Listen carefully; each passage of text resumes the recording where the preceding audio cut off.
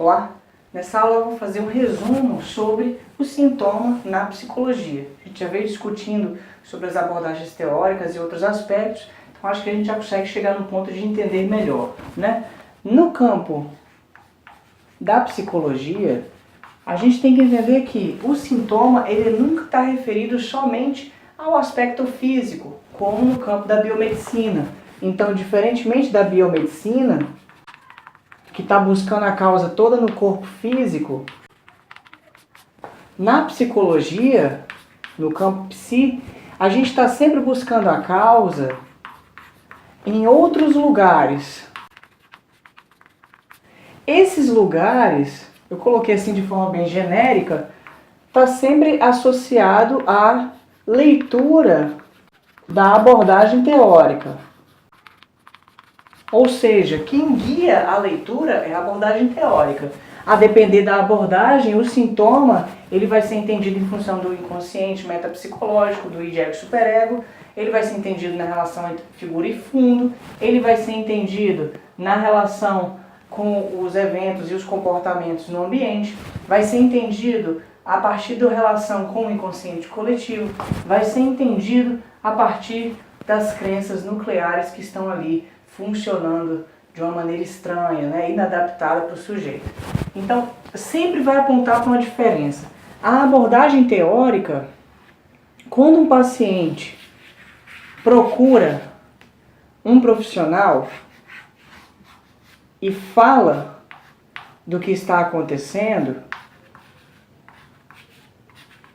o profissional vai conseguir escutar isso a partir da sua abordagem teórica, que de alguma maneira vai articular esses elementos para pensar em algum outro contexto. Diferentemente da medicina, que vai colocar tudo no corpo físico, aqui a gente vai estar buscando uma causalidade em outros aspectos que envolvem contextos. Contextos dos pensamentos, dos ambientes, né, das percepções, das crenças e assim por diante. E o trabalho vai ser sempre buscar esses outros aspectos para poder dar conta de entender o sintoma. Então, finalmente, acho que dá para entender que o sintoma, ele não é só uma manifestação do corpo qualquer. Ele é uma manifestação do corpo que aponta para outros processos que não só esse corpo que está aí. Então, já tem na psicologia uma leitura mais ampliada do que está acontecendo com a pessoa, né? Embora o sintoma seja eminentemente esse acontecimento, como eu venho falando, ele emerge, ele surge, alguma coisa se provoca, se coloca, a gente se perturba com um sintoma, ele é algo que vai estar apontando no campo da psicologia para um outro lugar. E aí cada abordagem vai ler de uma maneira. Cada abordagem aí vai propor um tratamento, seja um tratamento prolongado, seja um tratamento curto, seja um tratamento focado no sintoma, seja um tratamento focado nos processos que estão relacionados a esse sintoma. Isso é importante, né? Por exemplo, a abordagem comportamental e a teoria da cognitivo-comportamental geralmente trabalham mais em cima do sintoma, né? Mesmo fazendo a análise funcional do comportamento ou fazendo a análise das crenças, o objetivo vai ser criar metas para construir novos repertórios comportamentais. Então, são tratamentos um pouco mais rápidos, né? Já o caso da Jungiana e da freudiana, da psicanálise, já tem uma demora, porque o foco é analisar os conflitos, os processos que estão por trás disso, inconscientes, e ir trabalhando todos esses outros elementos. Então são tratamentos mais longos, né? Isso faz com que a gente tenha variações muito importantes no tipo de tratamento, no tipo de escuta, no tipo de intervenção, no tempo, no uso do dinheiro e assim por diante, tá? Então, o tratamento, quando a gente fala a psicologia, eu não posso dizer que existe uma forma de entender o sintoma pela psicologia, mas várias formas, e essas várias formas vão influenciando a forma de lidar aí. Umas que são consideradas mais eficazes, umas que são consideradas mais eficientes, por exemplo. Uma coisa é o seguinte, quando você faz um tratamento curto, você põe o foco no aspecto específico do sintoma, então você pode mudar o sintoma, o que não significa que você analisou o psiquismo e aí você não elaborou outros conflitos que estão também relacionados. Então isso vai mudando de tratamento para tratamento de acordo com o que a gente tem por aí. O que é importante é que existe uma relação entre duas pessoas, uma relação clínica aí. E se isso está fazendo bem para a pessoa e ela pode caminhar, continuar em sua vida, isso é algo que é importante para a gente pensar, né? Primeiro, não existe nenhum tratamento universal, nenhum tratamento que eu possa dizer, todas as pessoas que passarem por esse tratamento ficarão melhores. Nem na medicina é assim, que trabalha com o corpo físico. Nenhum tratamento é universal. Sempre a gente tem falhas, sempre a gente tem erros. Por quê?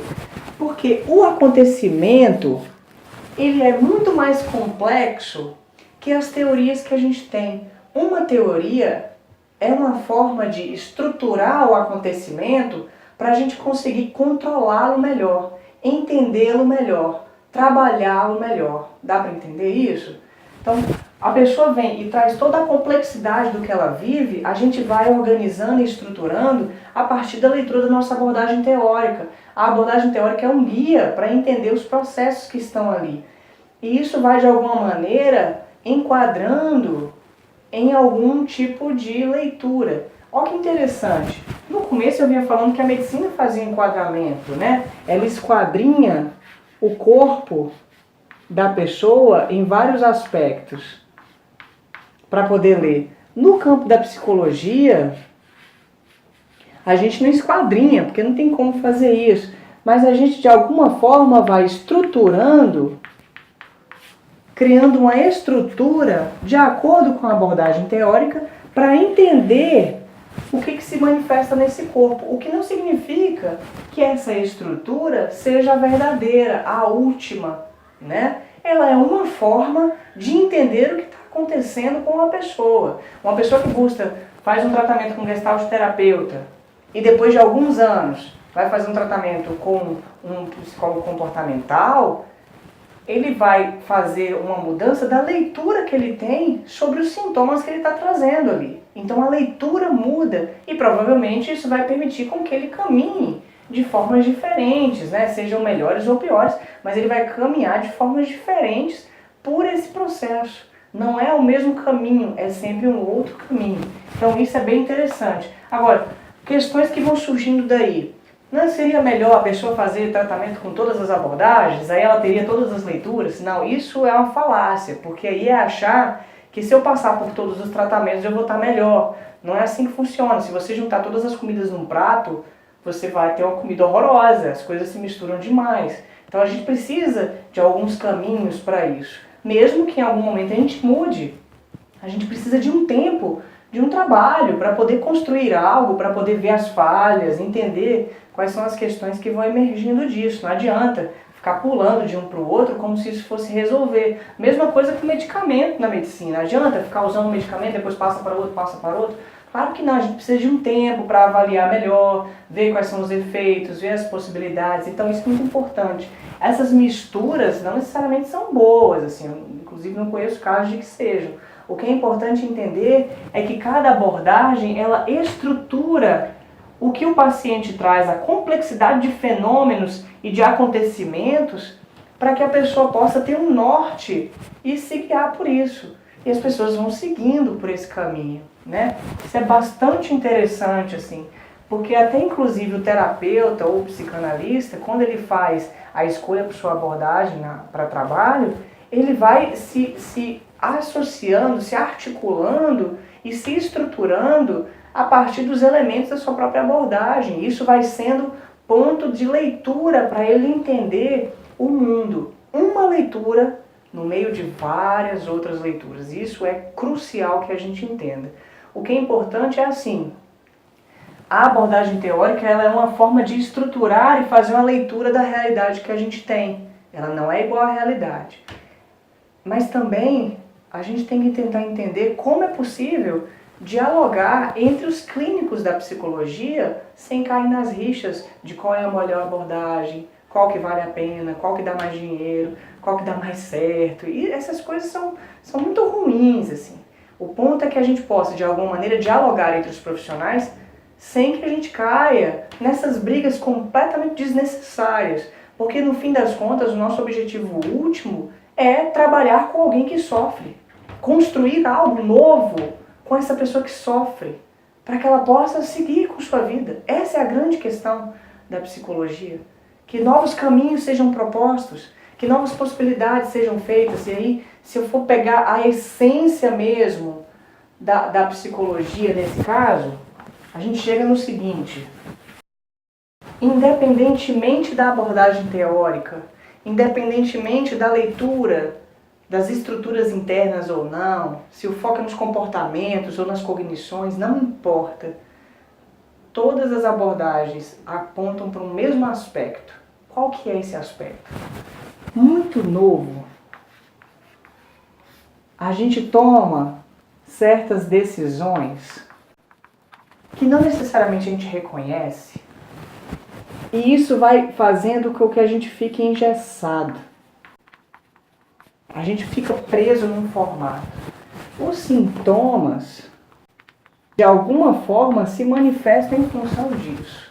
A gente tomou certas decisões em momentos da nossa vida que a gente se esqueceu, não quer lembrar, ficou arraigado nisso, enfim, né?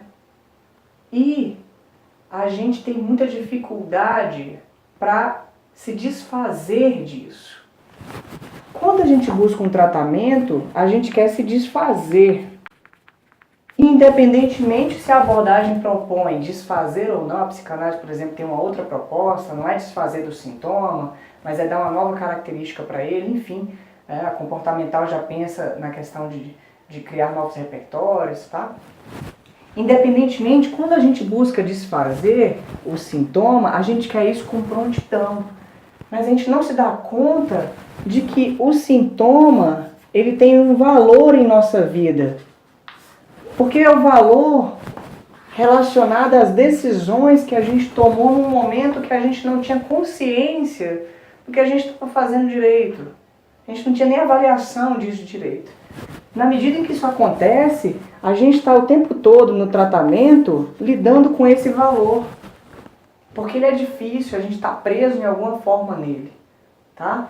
Então, se a gente pensar muito, a gente chega a essa essência, assim. O sintoma tem algum valor para o sujeito, porque ele é uma resposta, ele é alguma coisa que se estabeleceu ali para ele lidar com o mundo que ele tinha.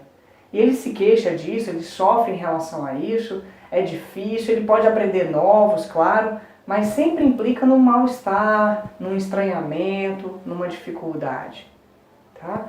A leitura vai ser completamente diferente a forma de trabalhar. Isso aqui é só uma forma de tentar explicar. Eu sei que é extremamente reducionista, tá? Mas é uma forma de tentar mostrar que não basta falar para a pessoa muda que vai acontecer. Isso é só você querer que vai acontecer. Não é assim. A gente está sempre muito ligado a alguma coisa, muito preso a alguma coisa.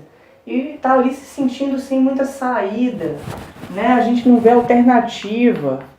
A gente não vê possibilidades, outros caminhos. E o tratamento vai sempre abrindo outras possibilidades de leitura, de práticas e assim por diante. Então, acho que isso é crucial para a gente pensar. O ser humano tem algo muito interessante, né? A gente está sempre construindo algum tipo de resposta para lidar com o mundo e suas questões. E a gente não se dá conta da nossa responsabilidade por essas respostas. A gente se queixa, a gente coloca a culpa no outro, a gente fala que é por causa do outro. E obviamente tem relação com o outro. Mas o ponto é que a gente esquece, e todos os tratamentos apontam nesse sentido, a gente esquece da nossa responsabilidade na construção do valor que esse sintoma tem na nossa vida. E cada um, obviamente, vai ter uma diferença de tratamento, se isso vai ser falado ou não para o paciente, se isso vai ser construído, que noção, que conceito a terapia propõe para pensar isso ou não. Se é dessa forma exatamente, eu posso estar equivocado, isso é um ponto importante para você estudar, correr atrás. E a sugestão que eu dou é, se você se interessa por alguma dessas abordagens, corre atrás, vai estudar isso melhor, conhece melhor como sua abordagem propõe trabalhar com esses processos, tá ok? Então a gente encerra aqui essa aula sobre o sintoma na psicologia. Se você tiver alguma dúvida, pergunta, a gente vai discutir um pouco mais sobre isso, tá ok? Um bom estudo para você. Tchau!